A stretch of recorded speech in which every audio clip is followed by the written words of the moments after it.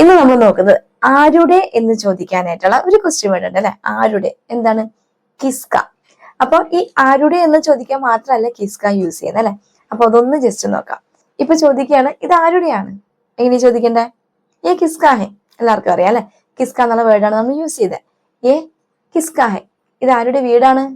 ഏ കിസ്ക ഘർ ഹെ. ഏ കിസ്ക ഘർ ഹെ, ഇത് ആരുടെ വീടാണ് എന്ന് ചോദിക്കുന്ന. ഇത് എവിടെ നമ്മൾ ഈ ആരുടെ യൂസ് ചെയ്യുന്നത്? നീ ആരുടെ കൂടെയാണ് വന്നത് അല്ലെ, ഒരാളുടെ കൂടെ എന്നുള്ള അർത്ഥത്തിലാണല്ലോ. അപ്പൊ നീ ആരുടെ കൂടെയാണ് വന്നത് എന്ന് ചോദിക്കുക.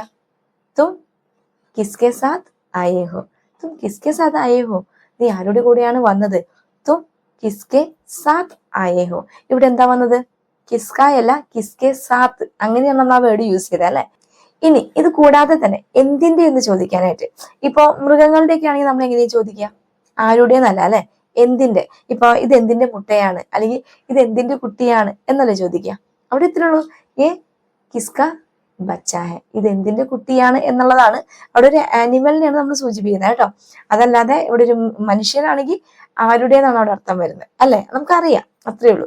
അതല്ല ഇപ്പൊ എന്തെങ്കിലും വസ്തുക്കളാണെന്നുണ്ടെങ്കിൽ, ഇപ്പൊ ഒരു നട്ടും ബോട്ടൊക്കെ കണ്ടു നമുക്ക് എവിടെ നിന്നും കിട്ടിക്കഴിഞ്ഞാൽ ഇത് എന്തിന്റെയാണ് എന്ന് നമ്മൾ ചോദിക്കും.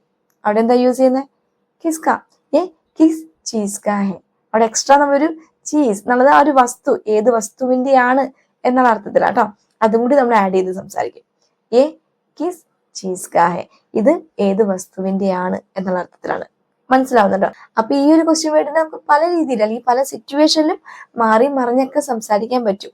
ആരുടെ, എന്തിന്റെ എന്നൊക്കെ ചോദിക്കുന്നത് എന്താണ്? കിസ്ക എന്നുള്ളൊരു വേർഡ് തന്നെയാണ്. ക്ലിയർ ആയെന്ന് വിചാരിക്കുന്നു. കൂടാതെ തന്നെ നമ്മുടെ ചാനലിൽ മെമ്പേഴ്സ് ഉള്ള ഗ്രൂപ്പിൽ ഇപ്പൊ ഒരു 50 days ക്ലാസ് റണ്ണിങ് ആണ്. ആരെങ്കിലും ജോയിൻ ചെയ്യാൻ താല്പര്യമുള്ളവരുണ്ടെങ്കിൽ നമ്മുടെ ചാനൽ സബ്സ്ക്രൈബ് ചെയ്ത് കഴിഞ്ഞാൽ ഒരു ജോയിൻ ബട്ടൺ കാണാം. അതിന് 15,000 റുപ്പീസിന്റെ സിൽവർ ഓപ്ഷൻ ചൂസ് ചെയ്യുകയാണെന്നുണ്ടെങ്കിൽ സ്റ്റാർട്ടിങ് മുതൽ ബേസിക് ക്ലാസ് മുതൽ സ്റ്റെപ്പ് ബൈ സ്റ്റെപ്പ് ആയിട്ട് നിങ്ങൾക്ക് ക്ലാസ്സുകൾ കിട്ടുന്നതായിരിക്കും. ഓക്കെ.